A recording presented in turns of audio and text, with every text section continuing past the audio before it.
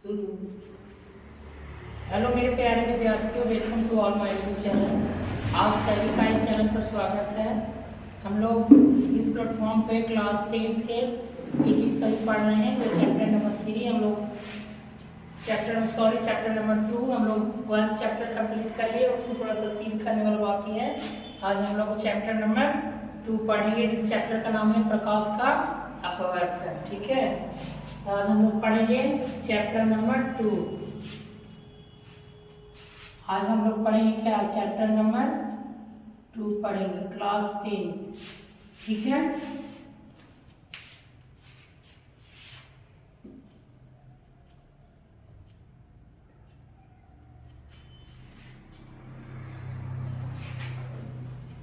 ठीक है। आज हम लोग पढ़ेंगे प्रकाश का अपवर्तन। प्रकाश का प्रवर्तन क्या होता है, पहले इसका डेफिनेशन ही पढ़ेंगे। जब प्रकाश एक पारदर्शी माध्यम से दूसरी पारदर्शी माध्यम में जाता है तो प्रकाश की किरणें विचलित हो जाता है। इसी घटना को हम लोग क्या कहेंगे? प्रकाश का अपवर्तन कहते हैं। कहने का मतलब कि जब कोई प्रकाश की किरण एक पारदर्शी माध्यम से दूसरे पारदर्शी माध्यम में प्रवेश करता है तो प्रवेश होते समय प्रकाश विचलित हो जाता है। ऐसी घटना को हम लोग क्या कहते हैं? प्रकाश का अपवर्तन कहते हैं। समझ गए? अभी हम लोग डेफिनेशन लिखेंगे, यानी विचलित होना या दिशा बदल देना, इसको हम लोग क्या कहते हैं? प्रकाश का अपवर्तन कहते हैं। वेग भी बदल जाएगा, दिशा बदल जाएगा। जैसे कहने का मतलब है कि मतलब इसी में होता है सघन और विरल। सघन जो थोड़ा सा, विरल नॉर्मली होता है। जैसे देखिए, अब वायु और पानी का मिला लीजिए। वायु से प्रकाश की किरणें आएगा तो तेज आता है, और पानी में थोड़ा सा, मतलब इससे थोड़ा सा सघन है पानी, विरल। वायु है जो हमारा क्या है? विरल है। लेकिन पानी क्या है?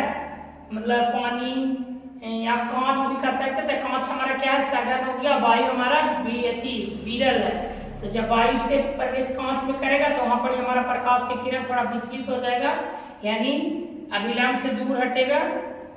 नहीं, अभिलंब की ओर मुड़ेगा, क्योंकि विरल सघन में था तो अभिलंब की ओर मुड़ेगा। अगर सघन से विरल हो जाएगा तो अभिलंब से दूर की ओर होगा। तो पहले हम लोग पढ़ेंगे प्रकाश का अपवर्तन। देखिए, पहले टॉपिक क्या है?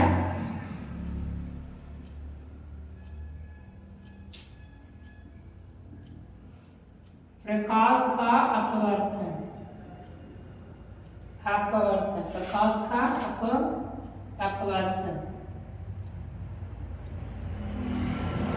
प्रकाश का अपवर्तन। ठीक है, पहले इसको हम लोग क्या पढ़ेंगे? डेफिनेशन पढ़ेंगे पहले अपवर्तन। इसको क्या अभी हम बोले? जब प्रकाश की किरणें एक पारदर्शी उसको बोलते हैं जिस तरफ से, इस तरफ से उस तरफ, मतलब आपको नजर आए। जैसे में ग्लास, शीशा हो गया, पानी भी, यानी जो जैसे लेंस में किस तरफ से इस तरफ नजर आता है उसी को हम लोग बोलते हैं पारदर्शी माध्यम। तो लिखिए, इसका डेफिनेशन होगा, जब प्रकाश एक पारदर्शी माध्यम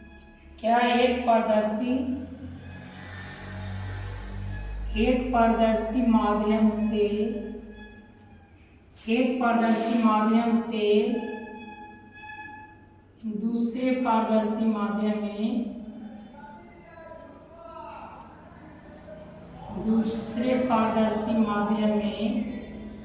दूसरे पारदर्शी माध्यम देखिए, जब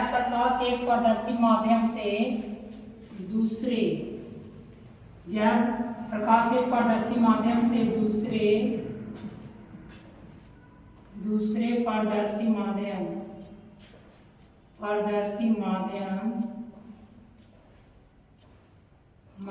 में प्रवेश करती है तो वेग और दिशा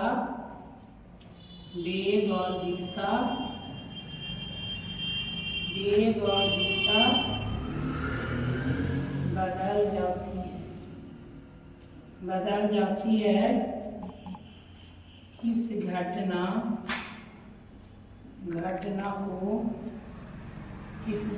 को प्रकाश का अपवर्तन कहते हैं। इस घटना को प्रकाश का अपवर्तन कहते हैं। प्रकाश का अपवर्तन कहते हैं, समझ गए। यानी जब प्रकाश की किरण एक पारदर्शी माध्यम से दूसरे पारदर्शी माध्यम में प्रवेश करती है तो वेग और दिशा दोनों बदल जाता है। इसी को हम क्या कहते हैं, प्रकाश का अपवर्तन कहते हैं। ठीक है, समझ गए इतना।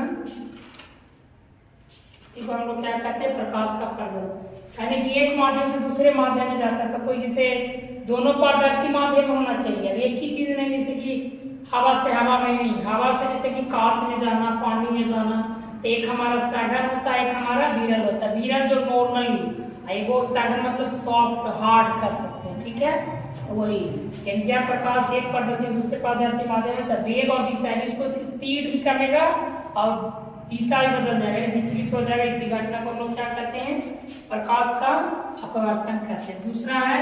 दूसरा टॉपिक प्रकाश की चाल। प्रकाश की चाल, ये क्या कर सकते हैं, इसको क्या है, प्रकाश की चाल। अब विभिन्न माध्यमों में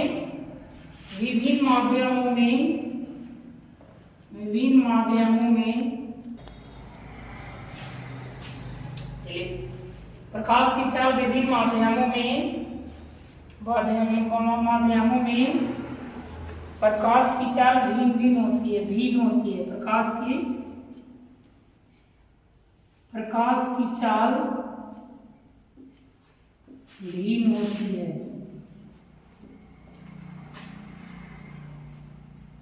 ठीक है, कहने का मतलब ये आगे से देखिए, वायु में प्रकाश की चाल अलग होता है, पानी में प्रकाश की चाल अलग होता है। तो वही देखिए, निर्वात में प्रकाश की चाल सबसे तेज होता है। सबसे तेज किसमें होता है, यहाँ पर लिखे निर्वात मतलब जहाँ जीरो मतलब हवा नहीं, हवा में जैसे निर्वात में प्रकाश की चाल तीव्र होती है। प्रकाश की चाल तीव्र होती है। इसका होता है 3 लाख किलोमीटर। 3 लाख किलोमीटर कितना होता है, 3 लाख किलोमीटर। किसमें, किलोमीटर पर आवर। किसमें, निर्वात में प्रकाश की चाल सबसे ज्यादा होता है, तीव्र होता है। ठीक है, इसका कितना होता है, 3 लाख पर किलोमीटर, यानी 3 लाख किलोमीटर होता है। उसके बाद अब पानी में प्रकाशित 2-3 को लिख लेते हैं। अब देखिए, पानी में प्रकाश की चाल कितना होता है, पानी में प्रकाश की चाल आपको होता है 225,000 किलोमीटर। ठीक है, किलोमीटर पर आवर। अब उसके बाद कांच में प्रकाश की चाल कितना होता है, कांच में प्रकाश की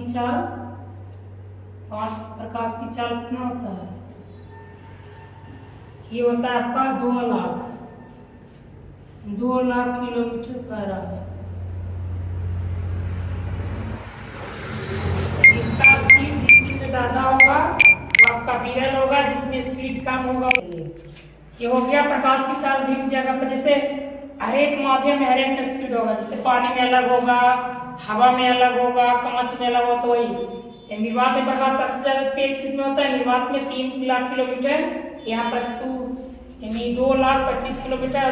5 प्रकाश की चाल होता है 2 लाख किलोमीटर पर आवर। ठीक है, अब हम लोग पढ़ेंगे प्रकाश के अपवर्तन के नियम। जो प्रकाश के प्रवर्तन के नियम पढ़े, उसी तरीके से हमारा प्रकाश के अपवर्तन के भी 2 नियम होते हैं, तो वही हम लोग पढ़ेंगे। ठीक है,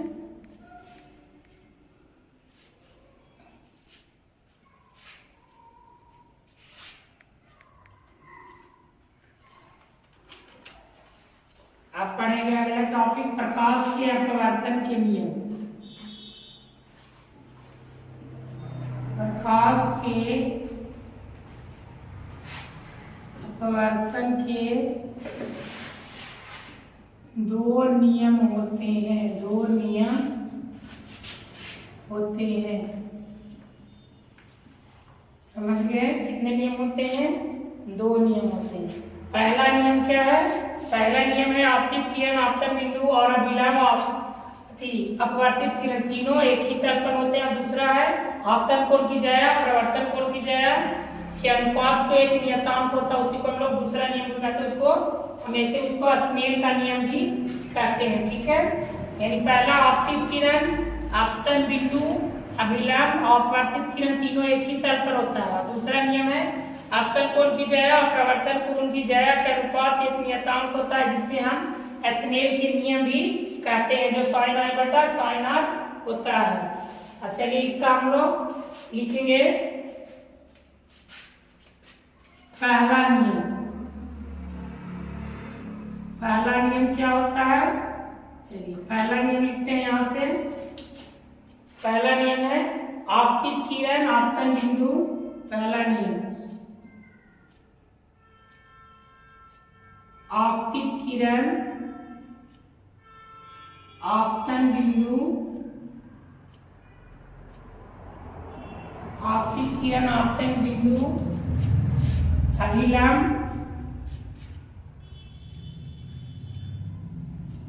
अभिलंब तथा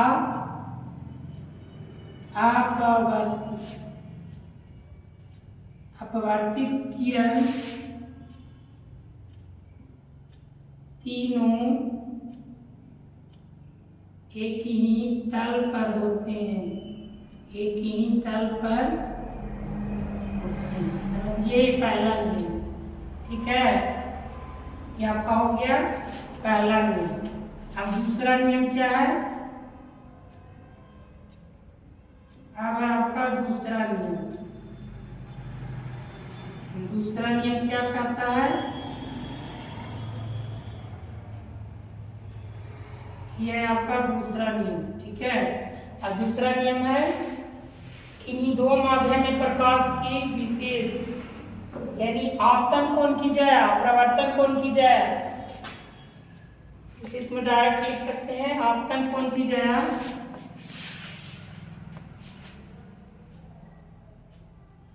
आपतन कोण की ज्या,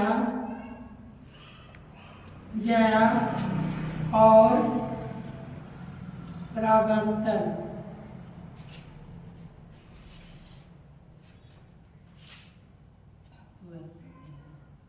आपतन कोण की ज्या, अपवर्तन, प्रवर्तन नहीं होगा, अपवर्तन। आपतन कोण की ज्या, अपवर्तन कोण की ज्या, अपवर्तन कोण की ज्या, अपवर्तन कोण की ज्या एक ज्या का अनुपात, अनुपात का नियतांक, अनुपात एक नियतांक होता है, एक नियतांक होता है, उसे स्नेल के नियम कहते हैं। ठीक है, जैसे में कोण I बराबर कोण R, इसमें स्नेल का नियम क्या है? म्यू बराबर होता है sin I बटा sin R, यही आपका है स्नेल का नियम। ठीक है, ये आपका क्या हो गया? स्नेल का sin I बटा sin R। ठीक है, यह हो गया, दो नियम हो गए प्रकाश के अपवर्तन का नियम। पहला नियम आपतित किरण, आपतन बिंदु, अभिलंब तथा अपवर्तित किरण तीनों एक ही तल पर होते हैं। दूसरा आपतन कोण की ज्या, अपवर्तन कोण की ज्या को अनुपात एक नियतांक होता है, उसे हम स्नेल का नियम भी कहते हैं। ठीक है, कितना समझ में आ गया होगा? अब चलते हैं अगला टॉपिक पे। इसी तरीके से लिखना है पहला